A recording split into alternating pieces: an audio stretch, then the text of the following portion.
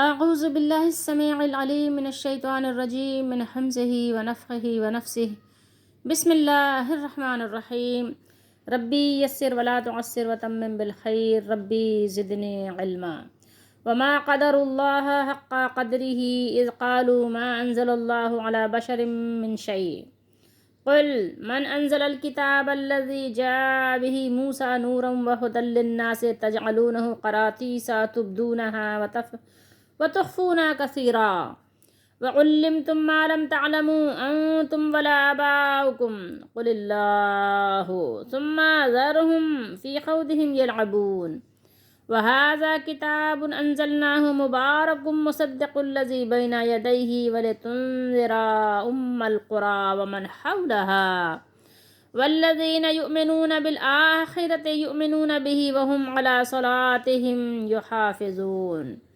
یہ دو آیات مبارکہ ہیں 91 92 91 92 سورہ مائدہ ہے، 7واں سپارہ ہے۔ اور انہوں نے اللہ کی قدر نہیں کی جس طرح اس کی قدر کرنے کا حق ہے، جو حق ہے، حق قدر ہی۔ جس وقت انہوں نے کہا اللہ نے کسی بشر پر کوئی چیز نازل نہیں کی، کہہ دیجئے پھر وہ کتاب کس نے نازل کی تھی جسے موسیٰ لائے تھے؟ جاء بہ موسیٰ، جس کے ساتھ موسیٰ علیہ السلام بھیجے گئے تھے، جو تمام انسانوں کے لیے روشنی اور ہدایت تھی۔ قرآن بھی اور اس سے پہلے کی کتابیں کیا ہیں؟ روشنی ہیں، ہدایت ہیں، نور ہیں، دوا ہیں، شفا ہیں۔ جس کو تم متفرق مختلف اوراق میں نقل کرتے ہو، قراطیسا، اس سے کچھ تم ظاہر کرتے ہو اور بہت کچھ چھپا لیتے ہو۔ تخفو کیا کرتے ہو؟ کثیرہ، جو تمہارا چھپانے والا معاملہ ہے وہ بہت زیادہ ہے، بہت ساری چیزیں چھپا لیتے ہو، حق باتوں کو۔ اور اس کتاب کے ذریعے سے تمہیں وہ علم دیا گیا تھا جو نہ تمہیں حاصل تھا اور نہ تمہارے بابا دادا کو۔ کہہ دیجئے وہ اللہ نے نازل کی تھی، پھر انہیں چھوڑ دیجئے۔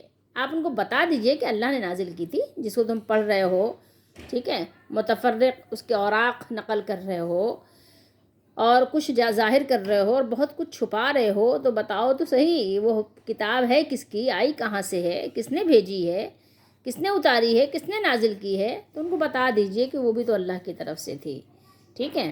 پھر ان کو ان کے حال پہ چھوڑ دیجئے، کھیلیں کودیں، اپنا کھائیں پئیں، مست رہیں، چھوڑ دیجئے ان کو، چھوڑ دیجئے۔ تو اس لیے ان کے حال پر انہیں چھوڑ دیجئے، وہ اپنی نکتہ چینیوں میں کھیلتے رہیں۔ جو ان کی نکتہ چینی ہے نا، بال میں کھال، تنگ کرنا، ضد کرنا، بدتمیزی کرنا، ان کو چھوڑ دیجئے۔ اور یہ کتاب کون سی؟ یہ قرآن مجید، ہم نے اسے نازل کیا ہے، یہ برکت والی، تصدیق کرنے والی ہے اس کتاب کی جو اس سے پہلے آئی تھی۔ یہ کتاب بتاتی ہے، پچھلی کتاب کی بھی تصدیق کرتی ہے، کہتی ہے کہ وہ بھی سچ تھی، جہاں سے میں آئی ہوں وہیں سے وہ بھی آئی تھی، ٹھیک ہے۔ تاکہ آپ ام القرا، یہ آپ ماں کو کہتے ہیں نا، لیکن اصل کو بھی کہتے ہیں، جو شہروں کی اصل ہے، اصل شہر جو ہے، جسے مکے کے نام سے ہم جانتے ہیں، مکہ بھی کہتے ہیں، بکہ بھی کہتے ہیں، ام القرا بھی کہتے ہیں۔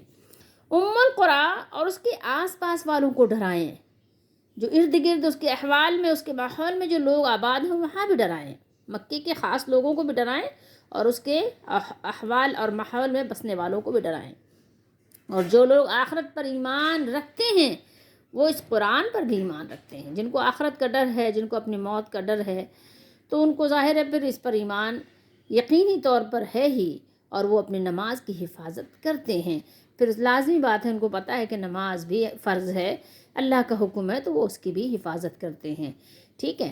کیسے ادا کرتے ہیں؟ جیسے اللہ کے رسول صلی اللہ علیہ وسلم نے ادا کی تھی، جیسے سکھائی تھی، جیسے صحابہ نے تعلیم دی، صحابہ نے خود پڑھ کر دکھائی، اسی طریقے سے وہ نماز بھی ادا کرتے ہیں۔ ان دونوں آیتوں کا، مبارک آیتوں کا ہم مزید کہنا چاہیے کہ تفصیلی جائزہ لینے سے پہلے ذرا ایک یہاں پر آیت پر پہلے غور ہی کرتے چلتے ہیں، پھر اس کے بعد آگے چلیں گے اور ربط پر بھی غور کر لیتے ہیں۔ دیکھیے ایک ہی آیت مبارکہ میں اللہ تعالیٰ نے کیا فرمایا ہے کہ اللہ کی قدر بھی تم نے نہیں پہچانی، جو قدر کا حق تھا وہ قدر کا حق بھی ادا نہیں کیا، اور جو اللہ تعالیٰ نے اپنے رسول پر نازل کیا اس کا بھی تم نے انکار کر دیا۔ یعنی یہاں کتاب کا بھی تذکرہ بھی آ گیا، رسول علیہ السلام کا تذکرہ بھی آ گیا، ٹھیک ہے، کتاب کی تعریف بھی آ گئی، ٹھیک ہے، اور ان کی خیانت کا ذکر بھی آ گیا، جس کے ذریعے سے یعنی وہ اپنی یعنی واہوائی کر رہے ہیں، وہ بھی تذکرہ کر دیا اللہ تعالیٰ نے۔ اور پھر اس کا پیچھے سے ربط دیکھیے، اللہ کی قدر کے ساتھ پیچھے سے ربط کیا ہے۔ پیچھے ہم نے آپ کو یاد ہوگا تو آیت نمبر 90 میں تلاوت کیا تھا کہ اللہ نے فرمایا تھا اس میں کہ ہدایت تو وہی ہے جو اللہ تعالیٰ کی طرف سے ہدایت ہو، اولئک الذین ھدی اللہ فبہداہ مقتدی۔ فرمایا تھا کہ یہی وہ لوگ ہیں جنہیں اللہ نے ہدایت دی، سو تم ان کی ہدایت کی پیروی کرو۔ اور فرمایا آگے مزید آیت نمبر 90 میں 90 میں قُلْ لَا أَسْأَلُكُمْ عَلَيْهِ أَجْرًا إِنْ هُوَ إِلَّا ذِكْرًا لِلْعَالَمِينَ، کہ میں تم سے اس دین، شریعت، کتاب کے حوالے سے کسی اجرت کا سوال تو نہیں کرتا، ٹھیک ہے، کسی اجرت کا خواہش مند طلبگار تو نہیں ہوں، یہ تو تمام جہانوں کے لیے ایک نصیحت ہے، اس کے سوا تو اور کوئی چیز نہیں ہے، مطلب کوئی اور تقاضا تو نہیں ہے، صرف یہی تقاضا نا کہ تم یعنی نصیحت یاب ہو جاؤ۔ تو بہرحال اب آپ دیکھیں گے تو کتنا خوبصورت ربط ہے، یہاں اللہ کی قدر کی بات ہو رہی ہے کہ تم کتنے نادان اور ناسمجھ لوگ ہو کہ تم اس مالک کے بھیجے ہوئے فرمان کی قدر بھی نہیں کرتے۔ یعنی قدر کا حق تو یہ تھا کہ اللہ کے نبیوں کا جب تمہیں پتہ چلا تھا کہ یہ اللہ کے نبی ہیں، یہ انبیاء کی تعلیمات ہیں، یہ اللہ کی بھیجی ہوئی کتاب ہے، تو تمہیں تو چاہیے تھا کہ زیادہ سے زیادہ اگر تمہارا مال خرچ ہوتا تو خرچ کر کے بھی اس کو حاصل کرتے۔ بہت بڑی بڑی تمہیں فیسیں دینی پڑتی تو فیس ادا کر کے، اللہ کی قدر تو یہ تھی کہ بڑی بڑی فیس دے کر بھی وہ اللہ کے فرامین کو سنتے، لیتے، پڑھتے، اس کو یقین کرتے، آنکھوں سے لگاتے، اس کو دل میں اپنے بساتے۔ حق تو یہ تھا کہ مان لیتے کہ یہ میرے مالک کی طرف سے آئی ہے، لیکن حقیقت کیا ہے؟ حقیقت یہ ہے کہ جو اپنے مالک کا وفادار نہیں ہوتا وہ بھی کسی کے لیے بھی وہ وفادار نہیں ہوتا۔ یاد رکھیے گا اس بات کو، سبق کو ہمیشہ یاد رکھیے گا، جو اپنے مالک کا نہیں ہے پھر وہ کسی کا نہیں ہے۔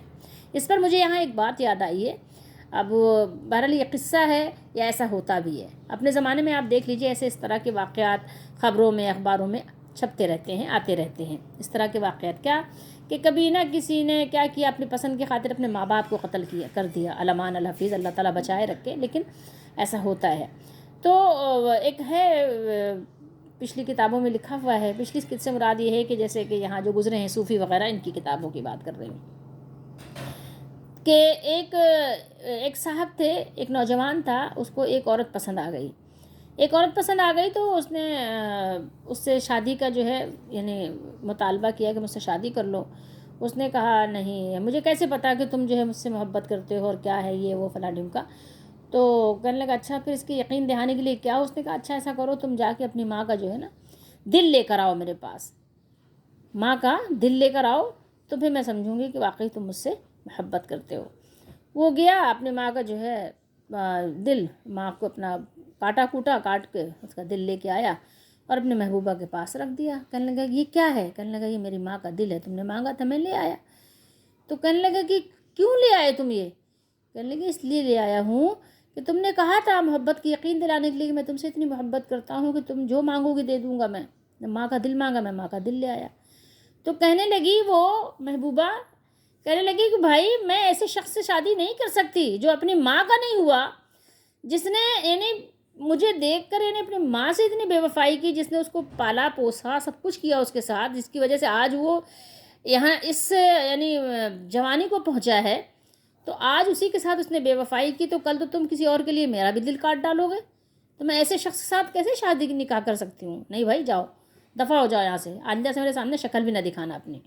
تو بات تو صحیح ہے نا کہ جو اپنے ماں باپ کا ہی نہیں ہے تو پھر وہ کہیں اور اگر اپنا یعنی وفاداری کی یعنی وہ کر رہا ہے، یقین دہانی کرا رہا ہے، تو پیچھے کوئی غرض ہوگی اس کے نا، کوئی اس کی حرص ہوگی، کوئی لالچ ہوگی جب ہی کر رہا ہے۔ تو جو اپنے ماں کا نہیں ہے، جو اپنے باپ کا نہیں ہے، جو اپنی بیوی کا نہیں ہے، جو اپنے شوہر کا نہیں ہے، جو اپنے بھائی کا نہیں ہے، جو اپنے بہن کا نہیں ہے، جو اپنی اولاد کا نہیں ہے، وہ کس کا ہوگا؟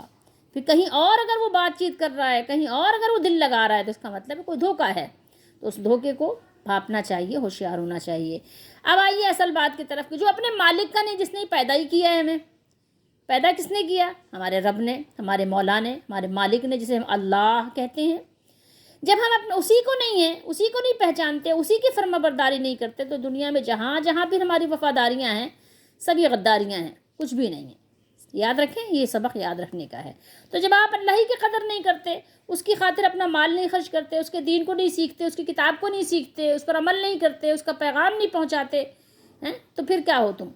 پھر تو تم وفادار تو ہو ہی نہیں سکتے نا۔ پھر اس کا جو ضد ہے نا، وفادار کی جو ضد ہے، پھر تم وہ ہو۔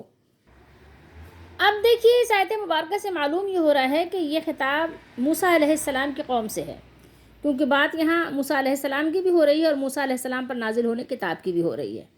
تو بظاہر یہ خطاب کس سے ہے؟ اہل یہود سے ہے، لیکن یہ خطاب تمام قرآن پڑھنے والوں سے بھی ہے، یاد رکھیے گا۔ ٹھیک ہے کہ خاص موقع تھا کہ ان کی بات ہوئی، لیکن آج جتنے لوگ بھی زمرے میں آتے ہیں، سب سے یہ خطاب ہے، قرآن سب سے مخاطب ہے۔ جب محمد الرسول اللہ صلی اللہ تعالیٰ علیہ وآلہ وسلم نے قرآن مجید سنایا، تو اہل یہود ظاہر ہے نبی کریم صلی اللہ علیہ وسلم کو دشمن بن گئے، اور پھر وہ دشمنی میں اور بغض میں بہت زیادہ آگے چلے گئے، یہاں تک کہ انہوں نے اس حقیقت کا انکار کر دیا جسے وہ خود بھی مانتے تھے۔ وہ کہتے تھے کہ اللہ تعالیٰ نے موسیٰ علیہ السلام پر تورات نازل کی ہے، کتاب نازل کی ہے۔ وہ مانتے تھے کہ موسیٰ علیہ السلام اللہ کے نبی، پیغمبر ہیں، کلیم اللہ ہیں، مانتے تھے اس بات کو، لیکن پھر بھی انہوں نے انکار کس بات کا کیا؟ نبی کریم صلی اللہ تعالیٰ علیہ وآلہ وسلم کی دشمنی میں انہوں نے انکار کر دیا۔ انہوں نے کہا کہ اللہ تعالیٰ نے کسی بشر پر کوئی کتاب نازل نہیں فرمائی۔ تو اس آیت میں ان کے اعتراض کا جواب دیا گیا ہے۔ جواب دو طرح سے ہے، ایک یہ کہ انہوں نے اللہ تعالیٰ کی قدر اور اسے پہچاننے کا جو حق تھا اس کے مطابق انہوں نے اسے پہچانا ہی نہیں، ایک تو پہچانا ہی نہیں، کیونکہ اللہ تعالیٰ نہ خود لوگوں سے کلام کرتے ہیں اور نہ اس کام کے لیے کوئی فرشتہ بھیجتے ہیں کہ کوئی فرشتہ آئے، ٹھیک ہے۔ اس کی ممکن صورت کون سی ہو سکتی تھی؟ یہی صورت ہو سکتی تھی کہ اللہ تعالیٰ اپنا کلام فرشتوں کے ذریعے سے صرف نبی پر نازل فرمائیں۔ دوسرا جواب یہ ہے کہ یہ تو تم بھی مانتے ہو کہ موسیٰ علیہ السلام بشر تھے نا، آدم علیہ السلام کی اولاد میں سے تھے، ان کے ماں باپ بھی تھے، تو ان پر جو کتاب اتاری گئی تھی وہ کس نے اتاری تھی؟ سوال ہے، جواب دو اس کا۔ اگر یہ کتاب، جواب لازمی بات ہے اس کا یہی ہے، لیکن اگر آیا ہے کہ اگر یہ بات تم مان لو، اور بات تو سچ ہے کہ اگر یہ کتاب اللہ تعالیٰ نے نہیں اتاری، جو یہ قرآن ہے، تو پھر تم اسے اتنا سنبھال کر کیوں رکھتے ہو؟ بتاؤ، اگر یہ کتاب اللہ تعالیٰ نے نہیں اتاری تھی، جو کتاب تمہارے پاس ہے تورات، تو پھر تم اس کو اتنے سنبھال کر کیوں رکھتے ہو، اتنی حفاظت کیوں کرتے ہو؟ اور اس کتاب میں جو ہدایت کی باتیں اور علم کی روشنی ہے، کیا اللہ تعالیٰ کے علاوہ کوئی اور ایسی باتیں بتا سکتا ہے؟ جو ہدایت کی باتیں اس کتاب میں موجود ہیں، انہیں نہ تو تم جانتے تھے اور نہ تمہارے آباء اور اجداد، پھر تمہارا اس کتاب کا کچھ حصہ لوگوں کو بتانا اور اپنی خواہشات کے مطابق کچھ حصہ چھپانا، یہ سب کچھ اس بات پر دلالت کرتا ہے کہ یہ کتاب اللہ کی طرف سے نازل ہوئی ہے اور تمہارے لیے حجت ہے، ورنہ اگر یہ کسی انسان کی بنائی ہوئی، تصنیف کی ہوئی ہوتی تو تمہیں ایسا کرنے کی ضرورت ہی نہیں تھی۔ ایسی ضرورت تمہیں کیوں پیش آئی؟ اس کے بعد اللہ تعالیٰ نے فرمایا کہ آپ کہہ دیجئے کہ موسیٰ علیہ السلام پر تورات اللہ تعالیٰ نے نازل فرمائی ہے، اور محمد صلی اللہ علیہ وآلہ وسلم کو وہ علوم اور پہچان اللہ تعالیٰ کی طرف سے بذریعہ وحی ملے ہیں۔ جب یہ بات ثابت ہو گئی تو پھر رسولوں پر بالعموم اور نبی کریم صلی اللہ علیہ وآلہ وسلم پر بالخصوص وحی کے نازل ہونے کا انکار تم کیسے کر سکتے ہو؟ بتاؤ۔ انکار کی کوئی صورت نہیں ہے سوائے اس کے کہ ضد ہو اور بس بدتمیزی پہ انسان اتر آئے، تو بس اس کے علاوہ کوئی صورت نہیں ہے کہ انسان انکار کر سکے۔ اب آپ دیکھ لیجئے کہ یہ سارا جو خطاب ہو رہا ہے وہ خطاب اہل یہود سے بھی ہے، اہل نصارہ سے بھی ہو سکتا ہے، اور کفار مکہ سے بھی ہے، اور آج کے لوگوں سے بھی ہے، اور تمام قرآن کے پڑھنے والے قاری سے بھی ہے، اور جو لوگ قرآن کو نہیں پڑھتے ان سے بھی ہے۔ آؤ نا اس کی طرف، کیوں نہیں آتے؟ دنیا کے لیے تو بھاگے بھاگے پھرتے ہو، تو کیوں نہیں آتے؟ پہچان کیوں نہیں کرتے کہ تمہارا مالک کون ہے؟ اتنے اتنے بیوقوف کیوں بن گئے، احمق کیوں بن گئے کہ تمہیں اتنی پہچان کرنے کی بھی زحمت گوارا نہیں کی کبھی زندگی میں کہ میرا مالک کون ہے؟ سوچو، بچپن گزار لیا، بچپن گزار کر جوانی کی اس میں آ گئے۔ قراتیسہ، قراتیسہ یہ جمع ہے کس کی؟ قرطاسن کی۔ یہ کہتے ہیں ورق کو بھی کہتے ہیں، کاغذ کو بھی کہتے ہیں، جس پر لکھا جاتا ہے، صحیفہ، صحف، اس کو بھی کہتے ہیں۔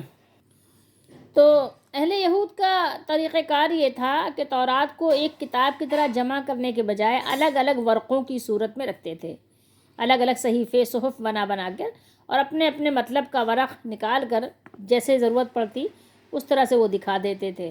ہوتا ہے نا، ہم بھی جیسے نشاندہی کر کے رکھتے ہیں، اور کچھ جو ہے اس کو کیا کرتے ہیں، انڈر لائن کر دیتے ہیں،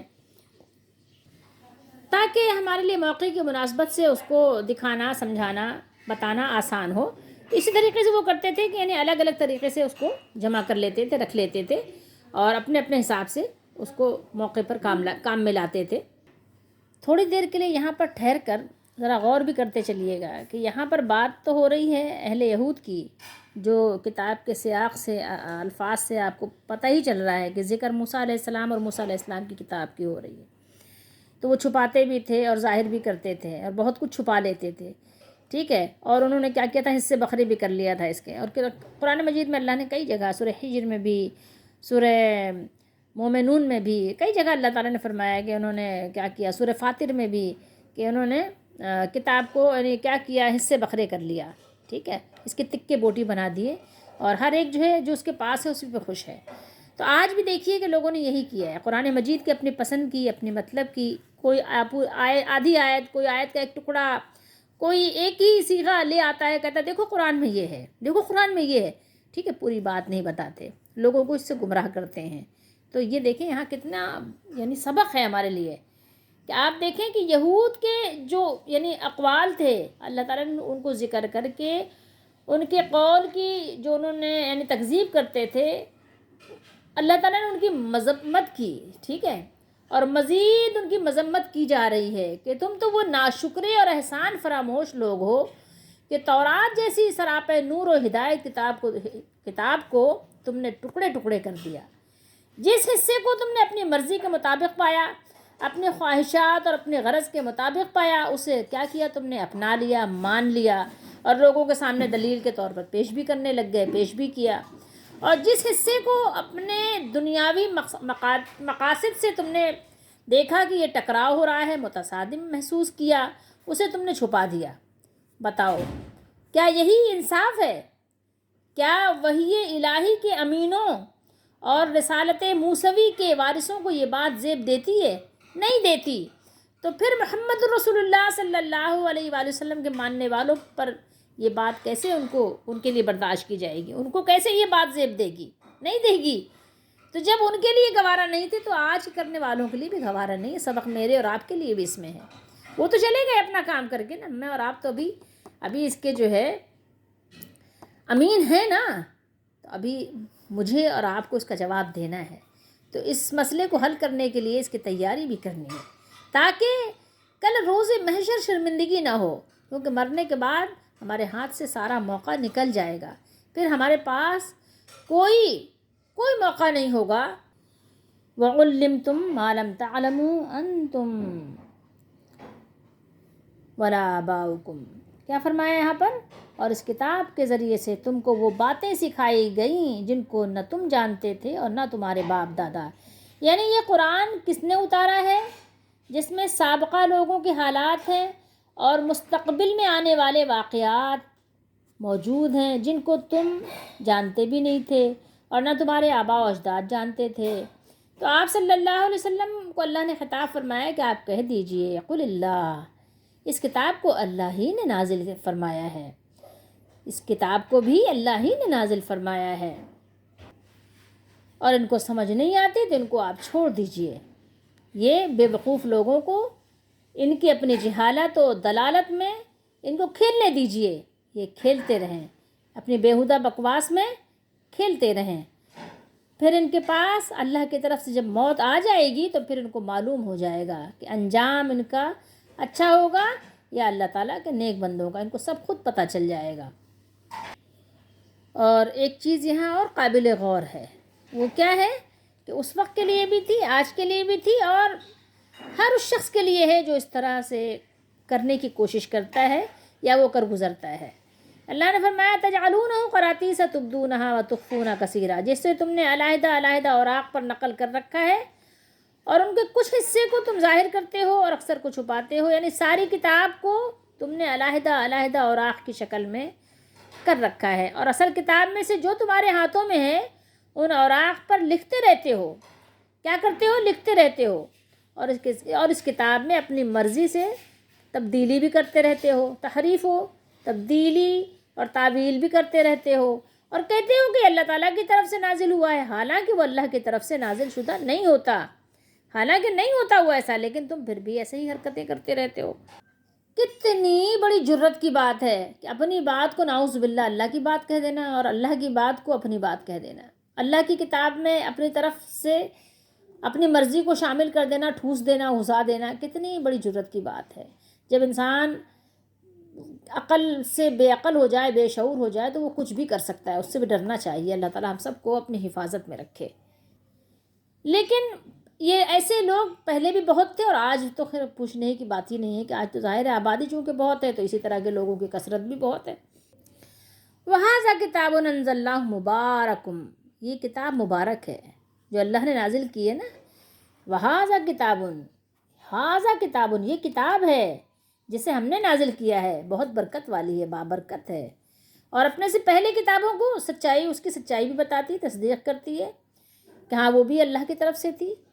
اور نزول کا مقصد کیا ہے کہ مکے کے لوگوں کو، ام القریٰ کو ڈرایا جائے، عرب و عجم کے تمام انسانوں کو بھی ڈرایا جائے، جیسے اللہ کے نبی صلی اللہ علیہ وسلم سے کہلایا گیا سورہ اعراف میں، قُلْ يَا أَيُّهَا النَّاسُ إِنِّي رَسُولُ اللَّهِ إِلَيْكُمْ جَمِيعًا، اے نبی صلی اللہ علیہ وسلم آپ کہہ دیجئے کہ لوگو یقیناً میں تم سب کی طرف اللہ کا بھیجا ہوا رسول ہوں، تم سب کی طرف لِأُنذِرَكُمْ بِهِ وَمَنْ بَلَغَ، کیا فرمایا؟ تاکہ اس کے ذریعے سے میں تمہیں اور جس شخص تک وہ پہنچ سکے سب کو ڈراؤں، آگاہ کر دوں۔ خیر، یہ جو برکت کی بات ہے نا، مبارک کی بات، اس مبارک کی بات ہم بعد میں بات کریں گے۔ آج کل تو ہم نے اس کا فیشن بنا لیا نا، مبارک ہو مبارک ہو مبارک ہو، تو یہ جو مبارک ہو نا، یہ مبارک کیا ہے اس پر بھی تھوڑی تفصیلی بات کریں گے۔ یہ لفظ مبارک بہت مبارک بھی ہے۔ صحیحین کی حدیث شریف ہے، صحیح البخاری اور صحیح المسلم شریف میں ہے، رسول اللہ صلی اللہ علیہ وسلم نے فرمایا اعطیت خمسا لم یعطہن احد من الانبیاء قبلی، مجھے 5 چیزیں ایسی دی گئی ہیں جو مجھ سے پہلے کے انبیاء میں سے کسی کو بھی نہیں دی گئی تھیں۔ تو ان میں سے ایک چیز آپ صلی اللہ علیہ وسلم نے جو بتائی وہ یہ ہے کہ آپ نے بیان فرمایا کہ وَكَانَ النَّبِيُّ يُبْعَثُ إِلَىٰ قَوْمِهِ خَاصَّةً وَبُعِثْتُ إِلَى النَّاسِ عَامَّةً، پہلے ہر نبی کو بطور خاص اس کی قوم کی طرف مبعوث کیا جاتا تھا، یعنی وہ ایک قوم کی طرف ہی آتے تھے، مگر مجھے تمام انسانوں کی طرف مبعوث کیا گیا ہے، یعنی یہ نبی صلی اللہ علیہ وسلم سب کو ڈرانے آئے ہیں، صرف ام القریٰ کو نہیں ڈرانا تھا کہ کوئی یہ دھوکہ کھا جائے، کسی کو یہ شبہ ہو جائے یہاں سے، تو آپ کو قرآن مجید کی دوسری مزید آیات بھی دیکھنی ہوں گی اور احادیث مبارکہ بھی دیکھنا پڑے گا، ورنہ آپ کے دل کو تسلی ہو جائے کہ جناب یہ تو ام القریٰ کے لوگوں کو ڈرانا تھا، بس وہ ام القریٰ کہہ سکتے ہیں، امہ جو ہے یا امو، تو یہاں امہ کسی وجہ سے ہے، تو امن جو ہوتا ہے وہ ہوتا ہے اس کا معنی اماں کا بھی ہوتا ہے، جڑ کا بھی ہوتا ہے، اصل کا بھی ہوتا ہے، مرکز کو بھی کہتے ہیں۔ تو یہاں شہر مکہ جو ہے وہ مرکز ہے، تمام شہروں کا مرکز ہے، اور سب کو پتہ بھی ہے، معلوم بھی ہے، کوئی چھپی ہوئی بات بھی نہیں ہے، تو یہ مرکز کے لیے آپ استعمال کر لیں یہاں پر۔ اپنے مرکز سے اگر دور نکل جاؤ گے، خواب ہو جاؤ گے، افسانوں میں ڈھل جاؤ گے، اپنی مٹی ہی پہ ہی چلنے کا سلیقہ سیکھو، سنگ مرمر پہ چلو گے تو پھسل جاؤ گے۔ تو بہرحال ہمارے نبی صلی اللہ تعالیٰ علیہ وآلہ وسلم تمام انسانیت کے لیے، تمام دنیا کے لیے، قیامت تک کے لیے سب کو ڈرانے آئے ہیں۔ کس طرح سے؟ یہ قرآن ہے نا، جب تک یہ قرآن رہے گا تو یہ نہیں سمجھیے گا کہ صرف وہ مرکز وہی ہے، نہیں، یہ پوری انسانیت جو ہے یہ قرآن کو، اس کو ڈرانا ہے، ٹھیک ہے؟ تو اس کو سمجھ لیجئے بات کو کہ قرآن ہر ایک کو ڈرا رہا ہے۔ تم قرآن کی طرف آتے ہو یا نہیں آتے ہو؟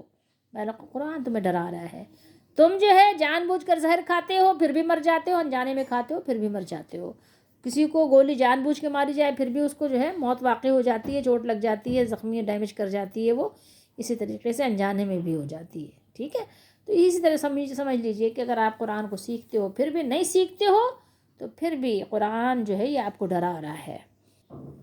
ہمارے نبی صلی اللہ علیہ وسلم تمام انسانیت کی طرف مبعوث کیے گئے ہیں، اب آپ کے بعد کوئی نبی نہیں آئے گا، یاد رکھنے کی چیز ہے۔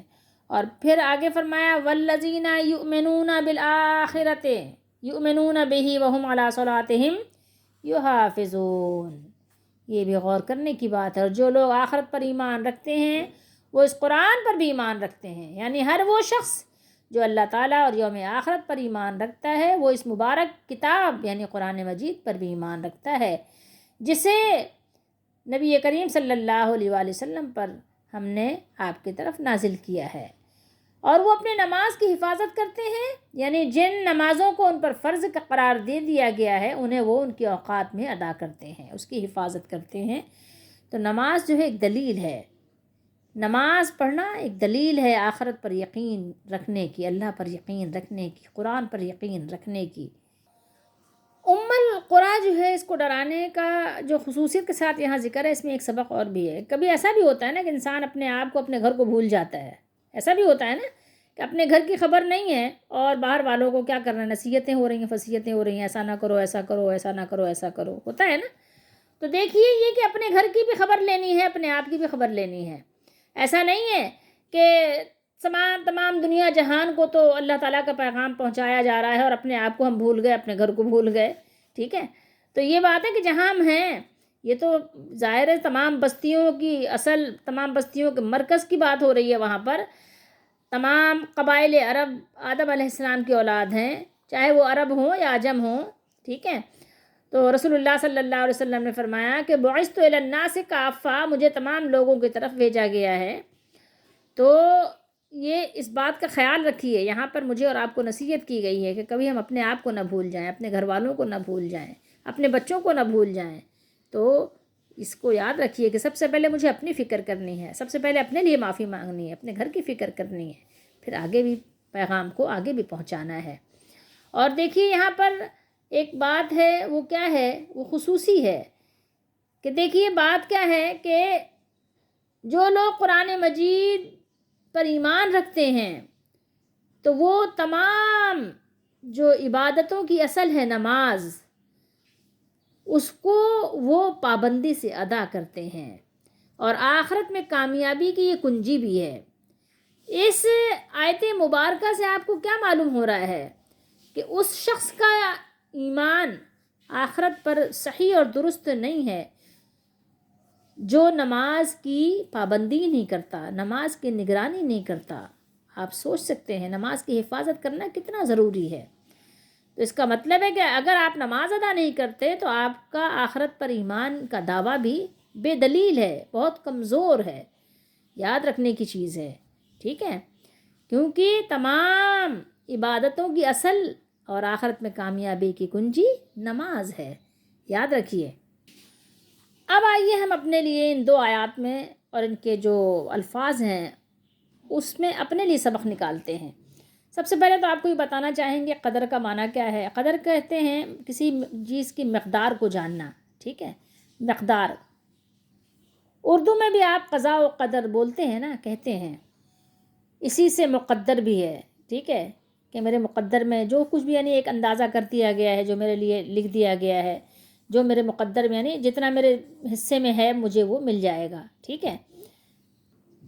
لیکن اصطلاح میں اس کا ایک معنی اور بھی ہے کہ کسی چیز کو اس کے تمام پہلوؤں سے پہچاننا، کہ ہم پہچانتے ہیں کہ نہیں پہچانتے، یعنی اللہ تعالیٰ کو نہیں پہچانتے۔ آج فی زمانہ ہم لوگ اللہ کو نہیں پہچانتے، رسمی طور پر اللہ کا نام لیتے ہیں لیکن اللہ کی قدر نہیں جانتے۔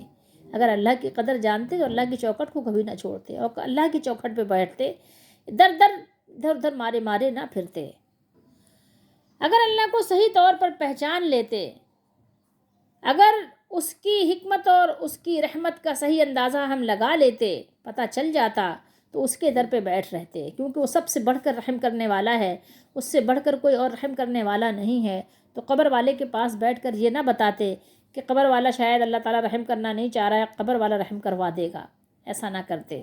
ہم اللہ کی قدر کو نہیں پہچان پائے، سمجھنے کی ضرورت ہے یہاں ٹھہر کے سمجھیں، بار بار سمجھیں۔ یہ آیت مبارکہ قرآن مجید میں 3 جگہ نازل ہوئی ہے۔ ایک چیز اور بھی یاد رکھو کہ کوئی ایسی چیز نہیں ہے جو اللہ کے در سے نہیں ملتی، کوئی ایسا صدقہ نہیں ہے جو اللہ کو دیا جا سکتا ہو کہ اللہ تعالیٰ آپ یہ صدقہ لے لیں، فلاں کا صدقہ لے لیں تو ہمارا کام بنا دیں، کوئی ایسی چیز نہیں۔ ہر چیز اللہ سے ملتی ہے، اور سب سے بڑھ کر رحم کرنے والے، مہربانی کرنے والے، شفقت کرنے والے وہ اللہ ہی کی ذات ہے۔ اس لیے ہمیں اللہ کے در سے اپنے لو لگانے چاہیے، اس کا در کبھی بھی نہیں چھوڑنا چاہیے، اور اس کے بندوں کے پاس دوڑ نہیں لگانی چاہیے، اللہ کے پاس ہماری دوڑ ہونی چاہیے۔ اس کی قدر کا ایک تھوڑا سا حصہ یہ بھی ہے، اس کی عبادت میں دل لگانا چاہیے، شوق کے ساتھ اس کی عبادت کرنی چاہیے، شوق کے ساتھ اس سے مانگنا چاہیے، شوق کے ساتھ اس سے امید رکھنی چاہیے۔ اور بھی ہمارے لیے اسے بہت سارے سبق ہیں، جتنا ڈھونڈیں گے ہمیں اتنے سبق اس میں ملتے جائیں گے۔ اللہ تعالیٰ ہم سب کو اس سے سبق لینے کی توفیق دے۔ مزید اس میں یہ بات بھی ہے کہ کوئی اگر نہ مانے تو اس سے بہت زیادہ بحث مباحثے کی ضرورت نہیں ہے، بلکہ ان سے یہ بتا دینا چاہیے کہ یہ اللہ کی کتاب ہے، تم مانو گے تو ٹھیک ہے، تمہارا فائدہ ہے، نہیں مانو گے، انکار کرو گے تو اس کتاب پر کوئی فرق پڑنے والا نہیں، کچھ بھی فرق نہیں پڑتا، ٹھیک ہے۔ ان کو ظاہر ان کے حال پر چھوڑ دو اور ان کے لیے دعا کرو، اللہ تعالیٰ خود ہے کہ ان کو کیفر کردار تک پہنچا دیں گے۔ اس مبارک کتاب کی بے شمار، بے انتہا متعدد صفات اور خصوصیات بیان کی گئی ہیں، بیان ہو رہی ہیں، بیان ہیں، جس کے بارے میں بہت سے لوگ شبے میں پڑ جاتے تھے۔ اسی طریقے سے اہل مکہ بھی کشمکش میں مبتلا تھے کہ پتہ نہیں اللہ تعالیٰ کی طرف سے ہے یا نہیں ہے۔ یہاں پر آپ کو ایسے لوگ خود اپنے سامنے بھی مشاہدے میں ہوں گے، ملتے ہوں گے۔ یہاں بتایا گیا کہ یہ کتاب کیا ہے، وہ مبارک کتاب ہے، اللہ تعالیٰ نے بہت مبارک، بڑی برکت والی کتاب اتاری ہے۔ برکت کے معنی کیا ہوتے ہیں؟ برکت کا معنی ہوتا ہے تھوڑی سی چیز کا زیادہ ہو جانا، کسی چھوٹی سی چیز کا بڑا ہو جانا، کم چیز کا زیادہ ہو جانا۔ تو ایک بات تو یہاں سمجھ میں آئی ہمیں کہ ہمیں اس میں شک نہیں کرنا ہے، کیونکہ بہت ساری خوبیوں کے ساتھ یہ کتاب بتا بھی رہی ہے کہ میں کسی انسان کی کتاب ہوں ہی نہیں، کتاب خود بتا رہی ہے۔ دوسری بات یہ ہے یہاں پر، دوسری تو نہیں بلکہ تیسری، بہت ساری بلکہ آپ کہہ لیں باتوں میں ایک بات یہ بھی ہے کہ یہ برکت والی کتاب ہے، اور امت اسلامیہ کی ساری تاریخ قرآن کی اس صفت کی جلوہ گاہ ہے۔ آپ غور کریں کہ عرب کے ان پڑھ جو ساربان وسیع ملکوں اور عظیم قوموں کی زمام اقتدار ان کے ہاتھوں میں، اپنے ہاتھوں میں لے لیتے ہیں وہ، اور ساری دنیا عدل و انصاف اور پاکیزگی اور تقوی کے نور سے جگمگا اٹھتی ہے۔ وہ ایک ایک کوڑی کے لیے انسانی جان جو لوگ ضائع کر دیتے تھے، ضائع کرنے والے لوگ، چھوٹی چھوٹی باتوں پر انسانی جانوں کو برباد کرنے والے لوگ، یعنی آپ کہیں وہاں کے بھوکے بدو، اتنا سیر چشم اور دل کا غنی ہو جاتا ہے کہ کسریٰ کے محلات کی ثروت اور بیش قیمت ساز و سامان اس کی حفاظت میں مدینہ طیبہ بھیجا جاتا ہے کہ تم لے کر جاؤ، یہ تاج، یہ ہیرے، یہ جواہرات، یہ سب تم لے کر جاؤ، مدینہ پہنچا کر آؤ، اور اس میں ایک سوئی بھی غائب نہیں ہوتی، ایک سوئی کی بھی خیانت نہیں کی جاتی۔ سنگ دل عربی اس مبارک کتاب کے اثر سے اتنے رحیم ہو جاتے ہیں، اتنے مہربان ہو جاتے ہیں کہ وہ اس ایک خیمے کو اکھاڑنا بھی گوارا نہیں کرتے جس میں ایک فاختہ نے انڈے دیے ہوتے ہیں۔ اس کتاب کی بہت ساری خصوصیات ہیں، آپ پڑھتے جائیں، آپ کے آنسو نکلنے لگ جائیں گے۔ یہ کتاب مصدق بھی ہے، بہت ساری خصوصیات ہیں. ایک خصوصیت یہ بھی ہے کہ مصدق ہے، پچھلی کتابیں، پچھلے انبیاء کی تصدیق کرتی ہے، اور ان کتابوں کے ماننے والوں کی بھی، اور جو لوگ مخالف ہیں، مخالفین کے ہاتھوں میں جو ہے، ان میں جو کچھ بھی رد و بدل ہو گیا ہے، جو تبدیلیاں ہو گئی ہیں، اس کا پتہ بھی بتاتی ہے کہ دیکھو یہاں غلطی ہے، یہاں غلطی ہے، یہ غلط ہے، یہ غلط ہے، یہ غلط ہے، یہ صحیح ہے، یہ صحیح ہے، یہ صحیح ہے. یہ کتاب یہ بھی بتاتی ہے، صحیح اور غلط کا ایڈریس بھی بتاتی ہے. اور اس مبارک کتاب کی ایک بہت بڑی خصوصیت یہ ہے کہ تمام انسانیت کو اللہ کے عذاب سے ڈراتی ہے، بدکاریوں کے طبعی نتائج سے ڈراتی ہے. اے مکے کے دانشورو، اے اہل دنیا، تمام انسانیت کے دانشورو، تم خود سوچو، جو کتاب ان خوبیوں کی حامل ہو، جس کے پیش نظر سارے عالم انسانیت کی اصلاح ہو، اور جس کے اثر سے وحشی لوگ بھی، درندہ صفت لوگ بھی، بدو قسم کے لوگ بھی بدل جائیں، بلکہ ان میں ایک ایسی جماعت بھی تیار ہو جائے جو اللہ تعالیٰ کے ہر حکم کی تعمیل میں سرگرم ہو. کیا یہ کسی انسان کی بنائی ہوئی کتاب ہو سکتی ہے؟ ہرگز نہیں. یقیناً یہ اللہ تعالیٰ کی کتاب ہے جو اس نے اپنی ساری مخلوق کی ہدایت کے لیے اپنے پیارے محبوب محمد مصطفیٰ صلی اللہ علیہ وسلم پر نازل فرمائی ہے. تو میرے اور آپ کے لیے کیا سبق ہے کہ میں اور آپ جلدی کریں، آئیں اس کی برکتیں حاصل کریں. اس کی برکتیں کب ملیں گی؟ جب اس کو ہاتھ میں اٹھائیں گے، جب اس کی تلاوت کریں گے، جب اس کو اپنے دل میں اتاریں گے، جب اس پر عمل کریں گے، جب اس پر ایمان رکھیں گے، جب اس پر یقین کریں گے، جب اس کو آگے پہنچائیں گے، جب اس کو دوسروں کو سکھائیں گے، تو پھر اس کی پوری برکات ہمیں حاصل ہوں گی. جب اس کے حلال کو حلال سمجھیں گے اور جب اس کے حرام کو حرام سمجھیں گے. اللہ تعالیٰ ہم سب کو پوری کتاب سمجھنے کی توفیق دے، اور اللہ تعالیٰ کی قدر کرنے کی توفیق دے کہ مالک کا احسان مانیں، اس کے شکر گزار بندوں میں اپنے آپ کو شامل کرنے کی کوشش کریں، ناشکرے نہ بنیں. مالک کو پہچانیں کہ میرے مالک نے مجھ پر کتنا بڑا احسان کیا کہ اپنے نبی کے ذریعے سے ہم پر یہ کتاب اتار دی. ہمیں اللہ تعالیٰ نے ایسے یوں ہی بھٹکتا ہوا نہیں چھوڑا، صحرا اور جنگل میں ایسے ہی ہمیں بیابان میں ایسے ہی بھوکا پیاسا نہیں چھوڑا، بلکہ ہمیں سیراب اور آسودہ کر دیا. ہمیں کتاب دی ہے، ہمیں ہر اچھی بری چیز کی طرف ہماری نشاندہی کی ہے، رہنمائی فرمائی ہے. یہ اللہ کا کتنا بڑا انعام ہے، کتنا بڑا احسان ہے. تو ہمیں چاہیے کہ ہم اس کے شکر گزار بندے بنیں. آپ بتائیں کہ کیا کبھی آپ ایسا کریں گے کہ جو مالک آپ کو تنخواہ دیتا ہو، جو مالک آپ کو پالتا ہو، جو مالک آپ کی خیر خواہی کرتا ہو، جس کی کمپنی میں آپ کام کرتے ہوں، جو آپ کو مختلف بینیفٹ دیتا ہو، آپ کو بونس دیتا ہو، جو کسی کمپنی کا مالک آنر آپ کو جو ہے مختلف جو ہے انداز اور طریقوں سے فائدہ پہنچاتا ہو، کیا آپ کبھی اس کے ساتھ غداری کریں گے؟ نہیں کریں گے. کیا کبھی آپ اس کو دشمنوں سے دوستی لگائیں گے؟ نہیں لگائیں گے. اپنے مالک کو پہچانو. کیا کبھی آپ اپنے مالک کو چھوڑ کے اپنے مالک کے ملازم کے پاس جا کر مانگیں گے؟